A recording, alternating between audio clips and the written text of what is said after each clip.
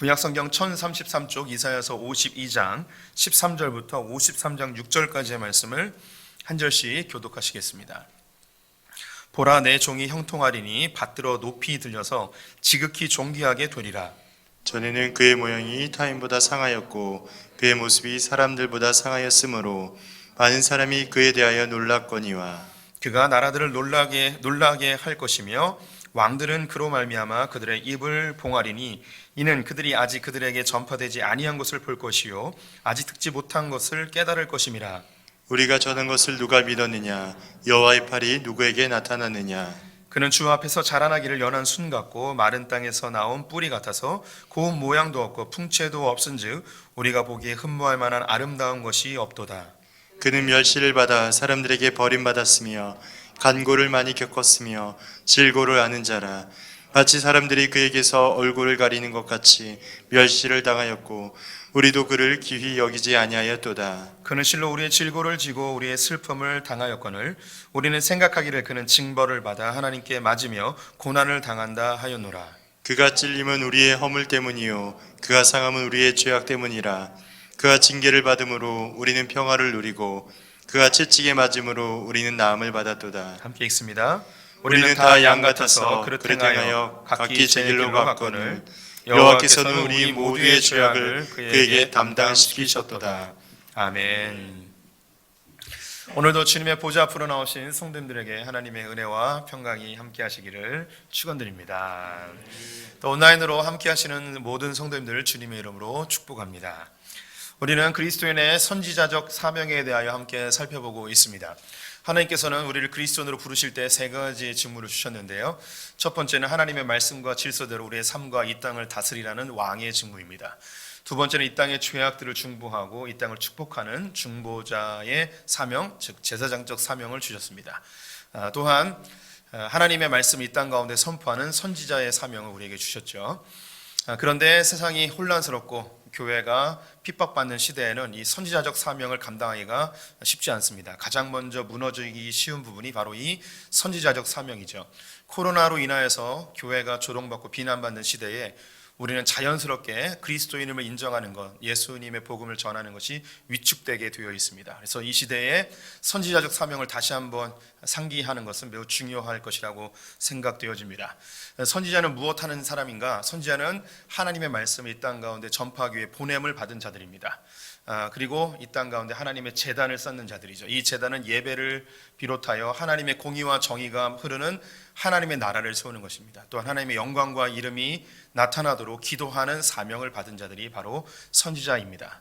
교회가 또 우리 성도들이 이렇게 선지자적 사명을 잘 감당하면 하나님의 나라가 기똥차게 아주 멋지게 일어나면 좋겠지만 하나님 그렇게 우리에게 말씀하지 않으십니다. 하나님의 나라는 은밀하게 세미한 음성처럼 겨자씨처럼 누룩처럼 보이지 않지만 생명력 있게 확장되어짐을 우리에게 말씀하고 있죠.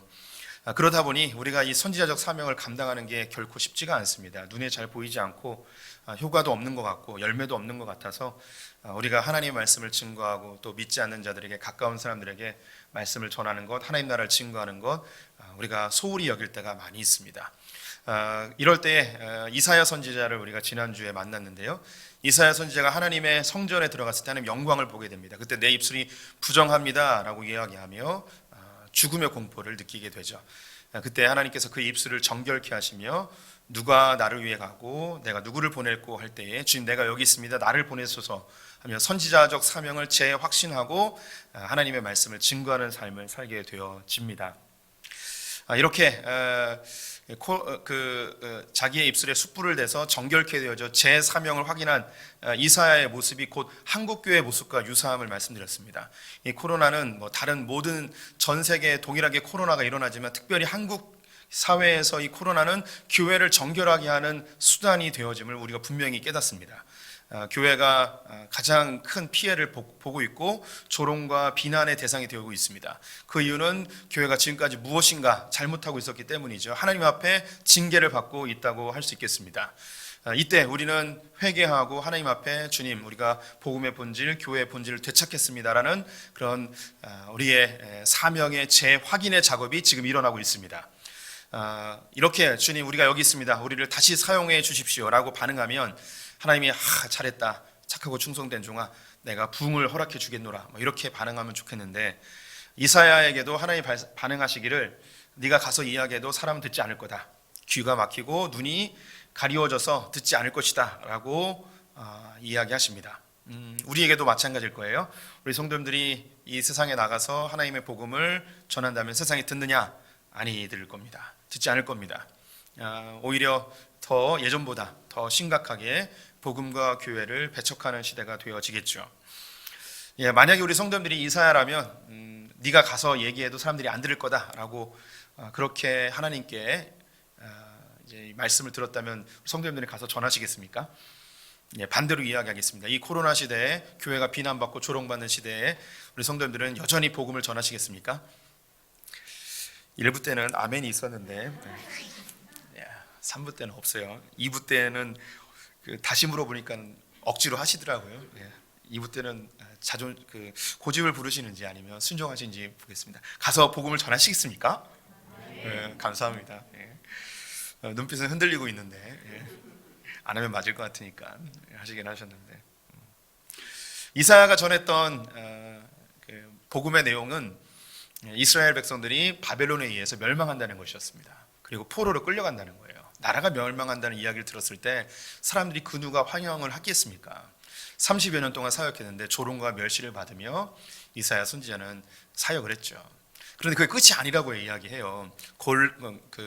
고레스 황제를 일으켜 세워서 이스라엘 백성들이 다시 이스라엘로 돌아와 이스라엘을 재건할 것까지 이야기를 합니다. 그런데 이것은 단순히 이스라엘의 역사가 아니라 이 안에 메시아의 예언의 내용이 담겨 있음을 더불어 이야기를 하지요. 이 고레스는 메시아를 상징합니다. 그래서 자기 백성들이 사단에 의하여 포로로 끌려간 그 사람들을 건져내서 하나님의 새로운 나라 새 예루살렘을 만드실 것을 예언하는 내용이 이스라엘 역사 가운데 배어 있는 것이죠. 그래서 이스라엘은 메시아의 탄생을 위하여서 이 고난의 역사를 겪어야만 하는 거예요. 이것이 이스라엘이 잘못하고 뭔가 큰 하나님 앞에 범죄한 것 그 이상으로 메시아가 탄생하는 그 과정을 이스라엘이 삶으로 살아내는 거죠. 역사 속에서 메시아가 탄생할 것을 보여주기 위한 메시지로서 이스라엘이 살아내는 거예요. 이거를 알려준 거죠. 이 메시아가 나타나게 되어지면 새로운 나라, 정말 멋지고 환상적인 하나님의 영광이 가득한 나라를 만들 것인데, 그 나라가 어떤 나라인지 오늘 52장과 53장에 이사야서의 하이라이트가 등장합니다. 그 메시아가 예수 그리스도가 만들 새 예루살렘의 그 찬란한 아름다움을 13절에서 15절에 설명하고 있습니다. 함께 읽어보도록 하겠습니다. 보라, 내 종이 형통하리니 밭들어 높이 들려서 지극히 존귀하게 되리라. 전에는 그의 모양이 타인보다 상하였고 그의 모습이 사람들보다 상하였으므로 많은 사람이 그에 대하여 놀랐거니와 그가 나라들을 놀라게 할 것이며 왕들은 그로 말미암아 그들의 입을 봉하리니 이는 그들이 아직 그들에게 전파되지 아니한 것을 볼 것이요 아직 듣지 못한 것을 깨달을 것임이라. 여기서 내 종이 바로 메시아 예수 그리스도이십니다. 이 메시아를 통해서 하나님의 나라가 나타나게 될 것인데, 이것은 사람들에게 엄청난 놀라움을 줄 것이고 많은 나라와 민족과 지도자들을 놀라게 할 만한, 그들의 입을 완전히 싹 막아버리게 할 만한 엄청난 나라가 나타나게 될 것을 이야기합니다. 이 나라는 지금까지 들어보지 못했던 나라이고 지금까지 경험해보지 못했던 나라라고 이야기합니다. 이전까지 사람들이 통치하던 방법, 세상의 질서와는 완전히 다른 나라가 이 예수 그리스도를 통해서 나타난다는 것이죠. 그래서 이 세상에는 왕들과 나라들과 민족들과 사람들이 어떻게 이런 세상에 나타날 수 있을까 깜짝 놀란다는 것이죠. 네, 맞습니다. 예수 그리스도를 통해서 이 세계 역사는 AD와 BC로, 기원전과 기원후로 완전히 날려지게 되었습니다. 예수 그리스도께서 오심으로 인하여서 이 세상은 완전히 뒤바뀌어 버렸습니다. 주인과 하인이 평등하게 되었습니다. 남자와 여자가 평등하게 되고 어린아이들이 존중받게 되어지고 예수 그리스도의 복음이 들어간 곳에서는 자유가 일어나게 되어집니다. 문학이 발전하고 풍성함이 살아나게 됩니다. 가난이 사라지고 예술, 과학, 의학, 모든 삶의 문화들이 완전히 풍성하게 되어지죠. 정치 제도가 바뀌어 버립니다. 사람들이 존중받게 되어집니다. 자기의 자유를 누리며 자기가 하고 싶은 것을 마음껏 할 수 있는 세상으로 완전히 바뀌어 버리죠. 이것이 2000년 세계 역사 속에서 복음이 들어간 나라들마다 이런 엄청난 역사들이 일어났습니다. 지금 대한민국도 예수 그리스도의 복음으로 인하여 우리가 이런 풍성함을 누리고 있는 것이죠. 우리 성도님들이 세계 지도를 펴보고 복음이 들어가지 않은 나라들을 살펴보시면 지금 그들이 어떤 삶을 살고 있는지 금방 알 수 있습니다. 우리처럼 이렇게 자유가 없습니다. 모일 수 있는 자유, 남자 여자의 자유, 직업을 선택할 수 있는 자유, 거주를 이동할 수 있는 자유, 이런 게 없습니다. 또 대부분의 나라는 종교의 속박에 쌓여 있습니다. 그래서 율법에 쌓여 있고 그들의 신들에게 벌받을까 봐 벌벌벌 두려움 속에 살아가게 되어집니다. 운명론 속에 살아가고 자기의 삶의 제한적인 불평과 불만의 요소들을 개선해 나가려 하는 그 어떤 시도도 하지 못하는, 또는 극히 가난함 속에 운명되어진 자기의 신분 속에 갇히어서 자기의 인생의 행복감을 누리지 못하는 사람들이 수없이 많이 있습니다. 기득권들이나 계급에 의하여서 속박되어져 그들의 삶의 풍성함을 누리지 못하고 자신들이 세 끼 아니 혹은 하루에 한 끼 두 끼 먹는 것이 진정한 만족인 것처럼 착각하며 살아가는 이 세상에 수없이 많은 복음을 듣지 못하는 사람들이 있죠. 그래서 복음을 경험한 나라들, 복음을 경험한 사람들은 완전히 뒤바뀌어 버립니다. 우리 성도님들 역시 잘 알지 못했던 그 예수를 내가 영접하고 그분을 만남으로 인하여서 내 삶의 참된 평화와 안식을 누리게 되어집니다. 죄책감으로부터 해방되어지고 죽음의 공포로부터 해방되어지고 미래에 대한 염려와 근심을 주님께 맡기어 내 삶에 참된 만족감을 누리는 삶을 우리 성도님들이 이미 살고 있습니다. 이 위대한 복음, 아름다운 복음, 찬란한 복음을 예수 그리스도께서 이 땅 가운데 가지고 들어오셨죠. 이런 멋진 복음, 멋진 하나님의 나라 사람들에게 알려주면 이 하나님 나라와의 복음을 받아들일까요? 받아들이면 좋겠지만 1절에 이렇게 이야기하고 있습니다. 함께 읽어보도록 하겠습니다. 우리가 전한 것을 누가 믿었느냐? 여호와의 팔이 누구에게 나타났느냐? 이사야가 이야기합니다. 우리가 전한 것을 누가 믿었느냐? 하나님의 팔이 누구에게 나타났느냐? 여기 이사야가 자기가 30여 년 동안 이스라엘 백성들에게 하나님 나라 복음을 전하였지만 아무도 듣지 않았다는 거예요. 그런데 여기서 내가 전한 복음을 믿지 아니하였다 이렇게 얘기하지 않고 우리가 전한 것을 이라고 이야기합니다. 여기 우리라고 이야기한 것은 구약에 있는 많은 선지자를 포함해서 교회와 우리 성도님들입니다. 그래서 우리가 복음을 전한다 하여도 사람들이 듣지 않는다는 거예요. 믿지 않는다는 거죠. 심지어 하나님께서는 구약과 신약에 그리고 지금도 하나님의 팔을 내미시어 엄청난 이적과 놀라운 능력을 발휘하고 있습니다. 하나님의 놀라운 능력이 나타나고 있는데 사람들은 하나님이 어디 계시냐, 하나님이 우리를 위해서 뭘 하셨느냐라고 의심하며 하나님이 계시지 않는다, 하나님을 신뢰하지 않고 믿지 않는 현상이 일어나는 것이죠. 구약의 수많은 이적을 보고도 사람들은 하나님을 신뢰하지 않았습니다. 예수님 당시에 수많은 이적을 예수님이 보이셨음에도 불구하고 사람들은 예수님을 하나님의 아들로 인정하지 않았습니다. 지금도 한국 사회의 교회로 인하여서 얻어지는 수많은 혜택들이 있습니다. 사회복지단체들의 45%가 교회에서 운영하는 것들입니다. 한국 사회의 교육의 기틀을 놓았던 많은 학교들과 대학교들은 다 기독교 재단이었습니다.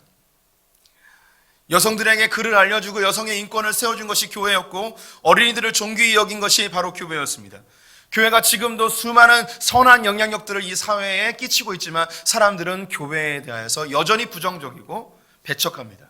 그리고 우리가 전한 복음에 대해서 거부감을 느끼고 있죠. 거절하고 있습니다. 왜 그럴까요? 예수님도 거절당하셨죠. 예수님도 수많은 이적을 베풀고 사람들에게 하나님의 나라를 선포하고 그들이 필요한 것들을 공급해 줬음에도 불구하고 예수님을 거절당했습니다. 심지어 병든 자를 낫게 하자 예수님이 사단의 왕인 바알세불의 힘입어 이 귀신을 쫓아냈다고 이야기하는 수모까지 당하셨습니다. 결국 하나님의 아들 예수님은 십자가에 달려 죽는 거절을 당하게 되어졌죠. 제자들 역시 마찬가지입니다. 가는 곳마다 핍박을 당했고 십자가에 달려 죽임을 당하는 고통을 갖게 됩니다. 이 세상에 복음이 들어올 때 이 복음을 환영하는 나라는 없습니다. 놀랍게도 이 세상은 복음을 늘 싫어합니다. 교회에 대하여 늘 대적하는 자세를 갖고 있습니다. 심각한 경우 프랑스 혁명 이후에 인본주의자들은 프랑스에서 기독교적인 색채를 완전히 없애버리려고 노력하였고 공산주의는 정치적 권력을 가지고 교회를 불태우고 교회를 말살하는 정책을 가졌습니다. 오늘날 현대 문화, 포스트 모더니즘이나 다원주의는 사람들에게 기독교적인 사상을 없애기 위하여 수많은 시도들과 미디어와 또 문화적 콘텐츠로 사람들의 마음을 사로잡고 있죠. 이 세상은 어떻게든 교회를 없애려고 힘쓰고 애쓰고 있습니다. 예전에도 한번 말씀드렸는데 18세기 이후 이 세상을 바꿔놓은 중요한 세 가지 사건이 있어요. 세 가지 사건이 뭐냐면 진화론의 발견이고 정신분석학이에요. 그리고 포스트 모더니즘이라는 것입니다. 이 세 가지는 기독교와 완전히 반대되는 거예요. 기독교와 반대에 선 게 이 세 가지예요. 하나님의 창조하신 것에 반대의 진화론이 있고요. 하나님과의 영적 체험을 이 정신분석학에서 이게 나의 무의식 세계라고 이야기해 버리는 것으로 우리의 영적인 체험들을 완전히 이 짐승들의 호르몬 작용 정도로 취급해 버리게 되었습니다. 하나님의 절대적 가치를 포스트 모더니즘이 일반적인 가치도 안 된 그냥 소수의 고리타분한 진리 정도로 일부 소수의 사람들이 믿는 아주 옛날 것에 취해 있는 원시 종교로 취급해 버리는 상황이 되어버렸습니다. 놀랍게도 이 세상은 교회에 대해서 배척할 뿐만 아니라 교회가 전하는 복음을 파괴하기 위하여 교회를 공격하고 있습니다. 이 하나님의 나라가 너무나 아름답고 찬란한 것을 우리가 경험했는데 왜 이 세상은 이렇게 교회에 대하여 복음에 대하여 부정적일까요? 이것은 이사야가 경험했던 것이고 예수님이 경험하고 지금도 우리가 경험하고 있는 것입니다. 이사야가 왜 이 복음이 거절당하는지 세 가지 이유를 이야기하고 있습니다. 첫 번째 2절 말씀 같이 읽어보도록 하겠습니다. 그는 주 앞에서 자라나기를 연한 순 같고 마른 땅에서 나온 뿌리 같아서 고운 모양도 없고 풍채도 없은즉 우리가 보기에 흠모할 만한 아름다운 것이 없도다. 네, 이 복음이 왜 거절당하는가, 예수님이 왜 거절당하는가, 첫 번째 이유는 뭐냐면 흠모할 만한 것이 없기 때문입니다. 매력적이지 않기 때문이에요. 예수님 자체가 갈릴리 나사렛 출신이십니다. 목수의 아들이시죠. 사람들 속에 묻혀 있으면 예수님은 전혀 두각을 나타내지 못합니다. 당시 고대 유골들을 발견해 보면 키가 보통 평균 키가 한 150에서 155 요 정도예요. 매우 작은 거죠. 예수님은 우리가 생각하는 것처럼 웨이브 머릿결의 그런 서양인의 모습이 결코 아닙니다. 중동 지역의 뜨거운 태양빛에 그을린 검은 얼굴에 머리는 곱슬머리였을 것입니다. 그리고 목수일을 하다 보니 온몸에 상처 투성이고 발은 갈기갈기 갈려져 있는 그런 모습이겠죠. 사람들 틈바구니에 있으면 전혀 두각을 나타내지 않은 너무나 초라한 모습입니다. 이게 예수님의 모습이었고 또한 예수님이 전한 복음의 모습이 이런 매력 없는 부분이죠. 사람들에게 교회는 이제 매력 없습니다. 사람 매우 이기적입니다. 자기에게 이득이 돼야만 움직이죠. 우리 성도님들도 이 아침에 교회에 나온 것은 어쩌면 우리의 이기적인 우리의 욕구의 반응일 수 있습니다. 이렇게 이 교회로도 나와야지 이 마음에 평안이 있고 은혜 받을 수 있다는 그런 이기적 마음이 우리 안에 다 있어요. 그런데 우리는 하나님을 통하여서 유익을 얻으려는 마음이 있고 세상은 이 하나님의 복음을 통해서 유익을 얻으려는 마음이 없는 것이죠. 교회가 사람들에게 매력을 주지 못하는 것 중에 한 가지가 교회는 매우 배타적이라는 것입니다. 다원주의 사회 속에서 자유주의죠. 모든 사람이 다 진리를 안다고 이야기하는 거예요. 나만 진리를 아는 건 나만이 갖고 있는 이것이 유일한 진리다라는 것을 이 세상은 용인하지 않습니다. 이걸 다원주의라고 하죠. 기독교는 예수 그리스도의 배타성이 있습니다. 예수 그리스도만이 하나님께로 가는 유일한 길이고 예수님을 통해서만 구원받을 수 있다고 이야기합니다. 이것이 오늘날 현대 사회에서 매우 불쾌하게 받아들여집니다. 매우 이게 매력적으로 느껴지지 않죠.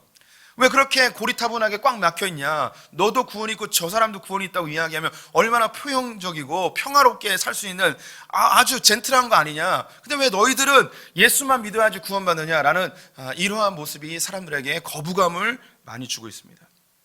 매년마다 종교의 선호도를 이야기하죠. 올해도 조사를 했습니다. 그 몇십 년째 1등은 늘 천주교입니다. 예. 천주교는 이런 이미지 정책을 잘하는 것 같아요. 그래서 미디어를 잘 이용하고요. 우리나라의 언론정보학 신문방송이라고 이야기했죠. 여기 제일 유명한 데가 서강대에서 있어요. 서강대가 천주교 학교잖아요. 그래서 예전부터 이 언론에 천주교인들을 많이 심어놓고 천주교를 이미지하는데 많이 애를 썼어요. 그게 이제 지금 나타나는 현상이기도 하죠. 또 우리 성도님들이 그 성당 가면 이렇게 뭔가 거룩해지는 것 같고, 그리고 신부님들은 막 죄도 안 지을 것 같고, 막 똥도 안 쌀 것 같고, 막 이런 이미지가 있잖아요. 예. 제가 그 신부님들하고 일주일 동안 이렇게 같이 먹고 자고 한 적이 있었어요. 한 분은 스페인에서 오신 분, 한 분은 그 남미에서 오신 분이었어요. 그리고 한국 또 신부님들 몇 분 있었는데, 이게 이 라틴, 남미, 스페인에서 오신 분들은 술 굉장히 잘 드시고요. 라틴 댄스를 기가 막히게 추시더라고요. 그냥 라인이 그냥 살아 있어요. 우리나라는 이렇게 하면은 이제 이게 국악이 되잖아요. 근데 그 사람들은 몸에 이게 라틴 댄스가 배어 있어요. 그리고 노래를 부르면 굉장히 감미롭고, 뭐 깐소네 같은 그런 막 그냥 자매들이 들으면 그냥 홀딱 넘어갈 것 같아요. 우리는 이제 몸에 다 뽕삘이 다 있어서 그냥 부르면 다 이게 트로트 같은 느낌이잖아요. 그게 다 민족성인 것 같아요. 그래서 거기 이제 스페인에서 오신 그 천주교 신부님은 몇 년 있다가 결혼을 했어요. 결혼하셨어요. 그랬는데 옆에 있던 다른 자매들이 뭐라고 고백을 하냐면, 결혼을 할 줄 알았으면 내가 대시를 해볼 걸, 막 이렇게 얘기를 하더라고요. 굉장히 잘생기셨었거든요. 제가 느낀 게 뭐냐면, 일주일 동안 지내면서 이분들도 똥을 싸는구나. 예, 이분들도 다 인간이구나. 다 똑같은데 이게 보이기에는 뭔가 거룩해 보이는 거죠. 예, 종교 호감도 2위가 불교예요. 예, 불교에도 가면은 절에 들어가면 뭔가 나의 세속의 때가 막 다 씻겨질 것 같고, 뭔가 정심 집중도 잘 될 것 같고, 공부를 하면 더 잘 될 것 같고, 뭐 머리 쏙쏙 들어올 것 같고, 막 이런 느낌이 있잖아요. 3위가 기독교예요. 예, 그래도 기독교가 3위구나. 안심하지 마세요. 3개 중에 3위예요. 교회는 미개한 종족들이 다니는 것처럼 느껴지고 있습니다. 매력적이지 않은 곳이 되어버렸던 것이죠. 사탄이 에덴 동산에서 하와를 미혹할 때에 선악과를 보여주면서 미혹했죠. 이 선악과를 봤을 때에 이 하와의 반응이 매력적이고 탐스럽고 먹음직스러웠어요. 사람들이 갖고 있는 이 죄성의 본능이 겉으로 보이는 것에 집중하게 되어 있습니다. 그런데 하나님 나라는 겉으로 보기에는 아주 초라해 보일 수 있어요. 밭에 감추인 보화와 같아요. 겉에서 볼 땐 몰라요. 근데 그 안에 숨겨져 있는 그 위대한 하나님 나라를 발견한 사람들이 이 복음을 받아들이게 되죠. 그런데 이 세상 사람들은 그 하나님 나라를 보지 못하였기 때문에 겉으로 보이는 것만으로 매력적으로 보이지 않는 거죠. 두 번째, 이 복음이 거절당하는 이유, 3절 말씀이 있습니다. 같이 읽어보겠습니다. 그는 멸시를 받아 사람들에게 버림받았으며 간고를 많이 겪었으며 질고를 하는 자라. 마치 사람들이 그에게서 얼굴을 가리는 것 같이 멸시를 당하였고 우리도 그를 귀히 여기지 아니하였도다. 예, 복음이 거절당하는 이유, 예수가 거절당하는 이유가 뭐냐면, 예수님이 귀한 분이 아니었기 때문입니다. 귀하게 여기지 않았어요. 멸시하였어요. 예수님이 왕궁에서 태어났거나 고위 관리였거나 혹은 엄청난 재산을 갖고 있는 분이었다면, 아니 능력이 탁월한 지도자였다면 예수님을 사람들이 다 추앙했을 것입니다. 근데 예수님이 가는 길이 초라했습니다. 가시밭 길이었습니다. 십자가의 길이었습니다. 그래서 사람들은 능력 없어 보이는 거예요. 심지어 로마 군병들이 너 자신을 구원해봐라 했을 때 예수님은 스스로 아무것도 하지 않으시는 무능력함의 완전한 끝판을 보여주셨죠. 예, 교회는 사람들에게 이렇게 무능력한 것으로 보일 수 있어요. 복음은 매우 무능력한 것으로 보일 수 있습니다. 실제로 성도님들이 믿지 않는 사람들에게 듣는 이야기가 뭐냐면, 교회는 가난한 사람들이 다니는 곳, 병든 사람이 다니는 곳, 힘없는 사람이 다니는 곳, 의지할 데 없는 사람이 다니는 곳이라고 여기죠. 그런 소리를 많이 들었습니다. 그래서 힘있고 능력있고 부자들은 교회를 안 다니는, 그래서 나처럼 내 힘으로 살 수 있는 사람들은 그런 하나님 따위는 믿지 않아도 돼, 그렇게 무능력한 교회는 나에게 필요 없어 라고 생각하는 거죠. 그런데 가장 무능력해 보이는 그 십자가가 미련한 자들에게는 멸망하는 것이지만 구원을 얻은 우리들에게는 능력이 되어짐을 우리는 알고 있습니다. 십자가가 가장 강력한 능력임을 우리는 알 수 있죠. 그 십자가의 죽음이 온 인류를 구원했을 뿐만 아니라 역사를 뒤집어 엎은 것을 우리는 알고 있습니다. 근데 세상 사람들은 이 십자가의 능력, 예수 그리스도의 그 초라한 모습이 무능력해 보일 뿐인 거죠. 교회가 더 이상 세상 사람들에게 영향력을 미치지 못합니다. 교회가 하는 이야기를 사람들은 듣지 않을 것입니다. 지금은 더 듣지 않습니다. 그런데 우리 성도님들은 분명히 아셔야 됩니다. 복음은 능력이 있습니다. 십자가는 능력이 있습니다. 세상 사람들이 그 능력을 보지 못했고 알지 못하기 때문에 거부하는 것이지, 우리가 하나님의 말씀을 증거하면 하나님의 말씀은 능력이 있어서 이 세상을, 이 대한민국 우리 성도님들의 가정을 반드시 뒤집어 엎습니다. 문제는 뭐냐? 우리가 전하지 않는 거죠. 막 노방전도 하고 막 이런 얘기가 아닙니다. 하나님의 말씀을 가정에서 선포하는 거예요. 직장에서 선포하는 거예요. 나의 삶으로 선포하는 거죠. 세 번째, 복음이 거절당하는 이유, 예수가 거절당한 이유 4절 말씀이 있습니다. 같이 읽어보겠습니다. 그는 실로 우리의 질고를 지고 우리의 슬픔을 당하였거늘 우리는 생각하기를 그는 징벌을 받아 하나님께 맞으며 고난을 당한다 하였노라. 세 번째는 예수님에 대한 오해인데요. 예수님이 죄인이라고 생각한 것입니다. 이스라엘 백성들은 나무에 달려 죽은 자는 하나님의 저주를 받은 자라는 신명기 말씀을 알고 있었어요. 그래서 예수님이 십자가에 달렸을 때 저 사람이 십자가에 저렇게 달린 것은 하나님께 저주를 받았기 때문에 저렇게 달려 있는 거야. 로마 군병들에 의하여 채찍을 맞고 죄인 취급받으며 십자가에 달렸죠. 예수는 죄인인 거예요. 교회를 바라볼 때 세상 사람들은 죄인 집단으로 바라봅니다. 정상적으로 보지 않아요.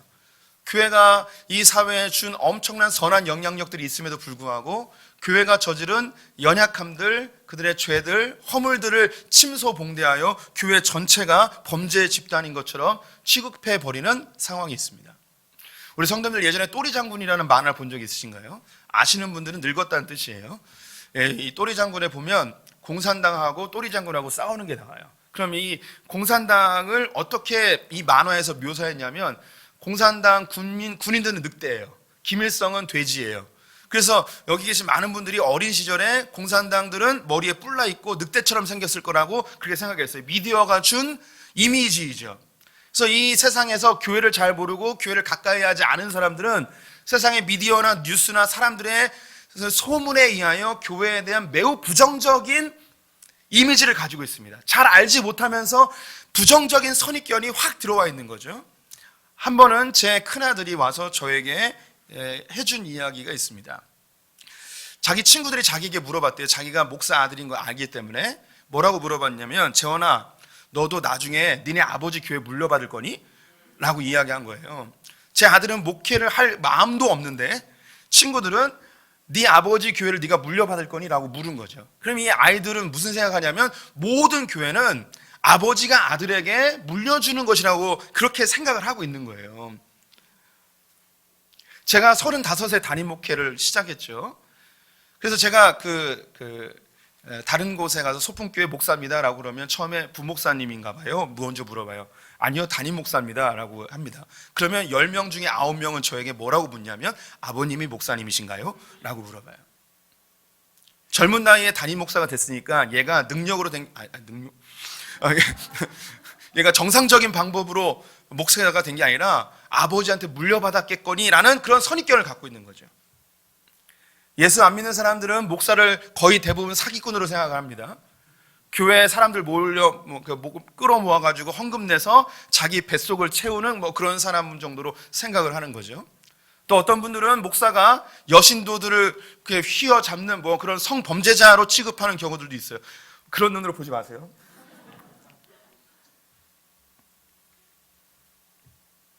교회가 분명히 잘못한 부분이 있을 수 있습니다. 하지만 전체 교회는 아니란 말입니다. 교회에 대한 잘못된 시선들이 복음을 받아들이지 못하는 그런 상황으로 만들어버린 거죠. 중요한 건 뭐냐면 이사야 선지자가 이야기하는 것, 이 복음은 여러 가지 이유로 사람들에게 매력을 주지 못하기도 하고 무능력해 보이는 것일 수도 있고 혹은 교회에 대해서 부정적인 시선을 갖고 있기 때문에 이 복음을 받아들이지 않는다는 거예요. 이 세상은 이 복음을 받아들이지 않는다는 거죠. 그런데 이 세상에 우리 성도님들이 가셔야 되는 거예요. 가고 싶으시겠습니까? 이사야는 이 세상, 그런 세상으로 갔습니다. 30년 동안 조롱과 핍박을 당하며 그 일을 감당했죠. 예수님도 그런 세상에 오셨습니다. 자기를 잡아 죽일 것 알면서도 온갖 수모와 고통과 멸시와 조롱과 핍박을 당할 걸 알면서도 예수님 이 땅 가운데 오셨죠. 그리고 우리에게 이렇게 이야기하십니다. 요한복음 20장 말씀 같이 읽어보도록 하겠습니다. 예수께서 또 이르시되 너에게 평강이 있을지어다. 아버지께서 나를 보내신 것 같이 나도 너희를 보내노라. 하나님께서 예수님 이 땅 가운데 보내셨습니다. 자기 아들을 잡아 죽일 걸 알면서도 예수님 이 땅 가운데 보내셨죠. 온갖 수모와 고통을 당할 걸 알면서도 이 땅 가운데 보내셨습니다. 이 땅 가운데 오셨던 그 예수님은 우리를 부르셔서 똑같이 우리를 이 땅 가운데 보내고 계십니다. 아버지께서 나를 보내신 것처럼 나도 너희를 이 땅 가운데 보내노라. 선지자로 보내노라. 증인으로 보내노라. 그래서 당부하신 말씀이 마태복음 10장 22절에 이런 말씀이 있습니다. 너희가 내 이름으로 말미암아 모든 사람에게 미움을 받을 것이나 끝까지 견디는 자는 구원을 얻으리라. 예수님이 자기의 제자들을 파송하며 너희들이 이 세상에 가서 복음을 전하면 너희가 미움을 받을 것인데 너희를 미워하기 때문이 아니라 나를 미워하기 때문이다 라는 거죠. 우리 성도님들 가정에서 믿지 않는 사람들이 있을 때 복음을 증거하면 늘 다투고 싸우게 되어져요. 이게 참 안타까워요. 복음만 빼면 너무나 평안한 거예요. 예수만 빼면 너무나 잘 지내는 거죠. 그런데 교회 얘기만 나오면 싸우는 거예요. 제발 교회 얘기 좀 하지 말라고. 우리는 그 갈등이 싫어서 입을 막아버릴 때도 있습니다. 교회 다니지 않는 자녀 때문에 교회 좀 다니라고 이야기하면 엄마 아빠 제발 교회 얘기 좀 그만하라고. 아들이 다 좋은 거예요. 직장도 잘 다니고 공부도 잘하고 부모님 말씀 잘 듣는데 교회만 안 다니는 거죠. 그래서 교회 좀 다니라고 이야기하면 교회 때문에 늘 자식과 갈등이 일어나는 그 상황에 우리가 놓이기 싫어요. 그래서 주님이 이야기하는 거죠. 예수 때문에, 복음 때문에 너희를 싫어할 것이라고. 직장에서 일도 잘해요. 인정받아요. 그런데 이 예수 믿는 것 때문에 특정한 자리에 가고 특정한 주제만 나타나면 서로 싸우는 그 모습 때문에 예수에 대한 이야기를 하지 않게 되는 우리의 현실도 보게 되어집니다. 주님 우리를 그런 세계에 보내셨어요. 그러면 우리 성도님들 여기서 질문이 생깁니다. 왜 주님 우리를 그곳에 보내실까? 더 근본적으로 하나님은 예수 그리스도를 왜 잡아 죽이는, 배척하는, 거절하는 그 세상으로 왜 보내셨을까? 오늘 본문 5절에 답이 있습니다. 같이 읽어보겠습니다. 그가 찔림은 우리의 허물 때문이요 그가 상함은 우리의 죄악 때문이라. 그가 징계를 받음으로 우리는 평화를 누리고 그가 채찍에 맞음으로 우리는 나음을 받았도다. 네, 하나님이 자기 아들 예수 그리스도를 배척하고 거절하고 죽이는 세상으로 보낸 이유는 하나님의 자기 백성들을 구원하기 위함입니다. 죄에서 건져내어 그들을 자유하게 하고 해방시켜 하나님의 풍성한 세계를 누리게 하기 위함이죠. 예수님은 승천하셨고 이제 우리가 이 땅 가운데 보냄을 받았습니다. 우리도 똑같습니다. 죽어가는 우리의 형제 자매들, 나의 가족들 구원하기 위하여 우리가 이 세상 가운데 보냄을 받았습니다. 이 세상에서 우리는 이 복음 때문에 거절을 당할 것입니다. 하지만 성경은 우리에게 이야기합니다. 그럼에도 가라고. 하나님 나라를 전파하라고. 근데 말은 좋죠. 참 쉽지는 않습니다. 이게 우리의 의지와 결단과 우리의 이게 강력한 심장으로 이게 된다면 얼마나 좋겠습니까? 근데 이게 쉽지 않습니다. 이게 가능한 이유가 뭐냐? 이게 가능해질 수 있는 이유는 뭐냐면 이사야가 성전에 들어가서 하나님의 영광을 봅니다. 하나님의 영광의 그 찬란함과 아름다움을 보고서 그가 이전에 가졌던 모습과 완전히 달라지죠. 30년 동안 조롱과 핍박을 당함에도 불구하고 이 복음을 증거할 수 있었던 그 근본적인 동력이 어디 있었냐면 성전에서 하나님의 그 찬란한 영광을 받기 때문입니다. 예수님이 십자가의 고난을 견딜 수 있었던 이유는 뭐냐면 이 죽음 이후에 맞이하게 되어질 온 인류의 구원과 부활의 영광을 보았기 때문에, 하나님의 영광을 보았기 때문에 그 고난을 견뎌낼 수 있었던 것이죠. 히브리서 12장 2절 말씀 같이 읽어보도록 하겠습니다. 믿음의 주요 또 온전하게 하신 이의 예수를 바라보자. 그는 그 앞에 있는 기쁨을 위하여 십자가를 참으사 부끄러움을 개의치 아니하시더니 하나님 보좌 우편에 앉으셨느니라. 십자가 이후에 부활과 하나님 우편에 앉아있을 그 영광을 예수님이 보았기 때문에 지금 당장 당하는 고난에 대하여서 개의치 아니하고 기쁨으로 여기고 그 길을 걷게 되는 것이죠. 제자들이 예수님을 처음 따랐을 땐 개인적인 유익들을 위해서 예수님을 쫓았습니다. 예수님 십자가에 달리게 되어지자 그들은 실망하여 예수님을 떠나버리고 예수님을 저주하고 욕하며 예수님의 제자가 아닌 듯 행동하였습니다. 그랬던 그들이 한순간에 뒤바뀌어버려 예수님을 위하여 목숨을 내걸고 십자가에 거꾸로 매달려 죽기도 하고 목이 잘려 죽기도 하는 그 엄청난 고통을 견뎌낼 수 있었습니다. 왜 그런가? 이 제자들이 예수 그리스도의 영광을 맛봤기 때문입니다. 그 영광은 예수님이 3일 만에 부활한 그 실체를 보았고 그들의 눈앞에서 예수님이 구름 타고 다시 올라가는 모습을 보았던 그 영광의 실체를 보았기 때문에 그들은 자신들 앞에 있는 그 고난을 고난으로 여기지 않는 거죠. 저는 이 대한민국 한국 교회 가운데 하나님께서 다시금 부흥의 놀라운 은혜를 주실 줄 저는 확신합니다. 왜냐하면 우리 가운데 여전히 하나님의 영광을 맛본 신실한 하나님의 사람들이 있기 때문입니다. 이들은 어떤 상황이 되더라도 하나님의 말씀을 증거하게 될 것입니다. 하나님이 한국교회에 다시금 기회를 주시고 하나님이 새로운 일을 해나가실 것입니다. 하나님이 우리가 잘해서가 아니라 하나님이 하고자 하는 일이 있기 때문에 이 코로나라는 것을 통해서 한국교회를 정결케 하시고 이 과정을 통해서 우리가 새롭게 되어져 하나님의 새로운 놀라운 역사를 만들어가는 도구로 사용하실 거예요. 그럼 이때 우리가 누가 동참하는가? 의지와 결단과 열심으로 동참하는 사람들, 이런 사람들은 하나님 앞에서 사용받지 못합니다. 누가 하나님께 사용받는가? 하나님의 영광을 본 사람들이에요. 우리 성도님들이 지금 이 시대에 간절히 기도해야 될 게 있다면 그것은 바로 하나님의 영광을 간구하는 겁니다. 주님, 하나님의 영광을 보고 싶습니다. 제가 지난 몇 주 사이에 이야기했던 것 중에 한국교회에 놀라운 하나님의 역사, 기적들이 일어날 것이라고 말씀드렸어요. 그 하나님 놀라운 역사와 기적들이 하나님의 영광의 또 다른 모습입니다. 모세가 이스라엘 백성들을 출애굽시켜서 시내산에 왔는데 십계명을 받고 돌판을 받기 위하여 40일 동안 시내산에 올라가 있었습니다. 그때의 백성들이 금송아지를 만들고 우상 숭배를 하죠. 하나님이 지시하여 내려갔는데 모세가 열받았어요. 엄청 열받았죠. 방금 전에 홍해를 건넜고 유월절을 지났고 하나님이 임재하시는 모습을 보고 음성을 들었는데 그 하나님을 봤던 사람들이 우상 숭배하고 있는 모습을 보면서 너무나 화가 나서 이 돌판을 깨버렸습니다. 이것은 하나님 율법이 적용되지 못하도록 한 선제적 조치였기도 합니다. 레위인들을 통하여서 3천여 명을 죽이게 되어집니다. 그러자 하나님께서 내가 이런 민족을 가나안 땅에 인도하고 싶지 않다. 다 죽여버리고 모세 너를 통해서 새로운 민족을 이루고 싶다라는 말씀을 하세요. 그런데 모세는 이때 하나님의 진심을 알아요. 누가 나를 대신해서 회개하면 용서해 줄 거라는 걸 알고 있었어요. 그래서 하나님께 고백합니다. 하나님, 그러시면 애굽 사람들과 이 주변에 있는 사람들이 하나님이 무능력하다고 생각할 겁니다. 절대 그러지 마십시오 라고 회개했더니 그래? 그럼 용서해 줄게 라고 이야기해요. 이때 모세가 깜짝 놀랍니다. 아니 내가 기도 한 번 했다고 하나님 마음을 확 바꿔버리는 거죠. 도대체 이 이스라엘을 통해서 뭘 하길 원하시는지.